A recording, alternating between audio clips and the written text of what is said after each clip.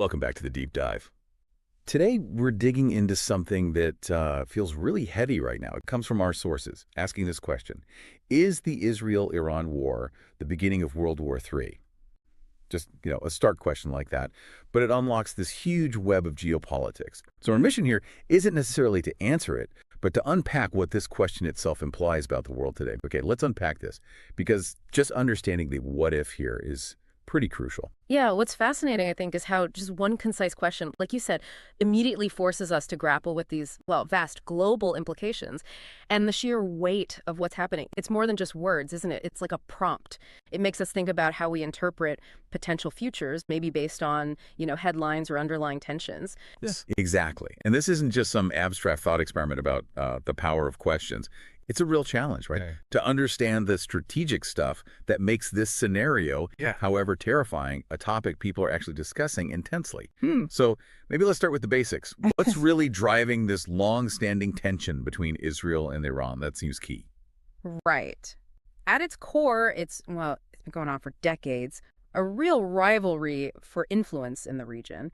And often it plays out through what people call proxy warfare. Proxy warfare. Yeah, so neither side really wants that direct, all-out conventional conflict. Too risky. So instead, they back other groups, allies or militias who fight indirectly for them. Ah, okay. Think of Iran's axis of resistance groups like Hezbollah in Lebanon, Hamas, the Houthis in Yemen. They all get Iranian support. And from Israel's side, well, they see these groups as direct threats, often right on their borders, targeting their security. So this indirect fighting keeps things incredibly tense, even without a massive direct war kicking off. That makes sense. Sort of a shadow conflict playing out. But when the question mentions World War III prospects, that feels like a jump beyond proxies, doesn't it? What are the specific, flashpoints or maybe tripwires that analysts worry could escalate this regional fight into something, global? Absolutely. That's the real fear. Analysts usually point to maybe three main areas. First, there's Iran's nuclear program. Israel sees a nuclear Iran as an existential threat. They've hinted at taking preemptive action. Which would surely trigger a huge response. Exactly, a massive response. Second, direct attacks between Israel and Iran on their own territories or key interests. We've seen more of those recently, and the risk of miscalculation there is really high. And third, the Strait of Hormuz. It's just so critical for global oil shipments. Right. Any major disruption there, immediate global economic impact that pulls in the big powers very quickly. Okay, so it's about a localized spark, potentially igniting something much, much bigger. Which brings us to ideas like deterrence, right? Trying to prevent war through the threat of retaliation. But what about the bigger players? The U.S. backing Israel, Russia, and China's relationship with Iran.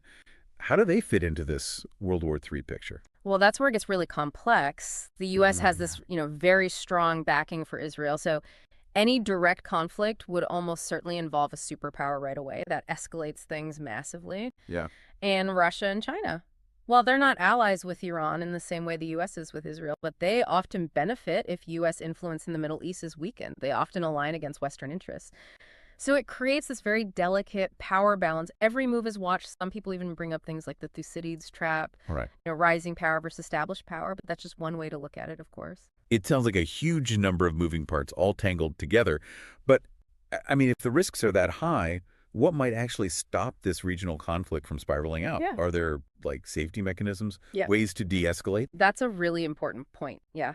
Despite all the tough talk, there are strong reasons not to have an all-out war. Think about the global economy.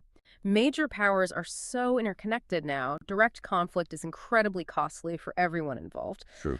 Plus, the sheer destructive power of modern weapons creates a kind of mutual fear. It's a major deterrent in itself. And, even though we don't always see it, there are diplomatic back channels, quiet negotiations happening constantly to try and manage tensions, prevent mistakes. Most countries want stability, not chaos. Okay, so wrapping this up, what does this all mean for you listening? Even without digging through a mountain of specific reports, just thinking about whether today's conflicts could scale up globally is actually a really powerful way to understand geopolitical tension, isn't it? It makes you aware of that fragile balance and all the different factors involved. Absolutely.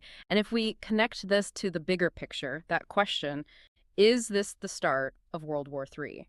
It works as a critical prompt. It pushes us, hopefully, to look beyond the easy headlines, to really examine the narratives around international relations. It's more about thinking through the pathways of conflict, the ways things could escalate or de-escalate, rather than just getting a simple yes or no. Yeah, exactly.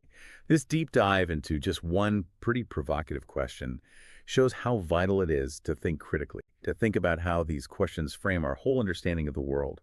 It's about knowing enough to grasp the seriousness, but also, like you said, the complexity. So keep asking those tough questions.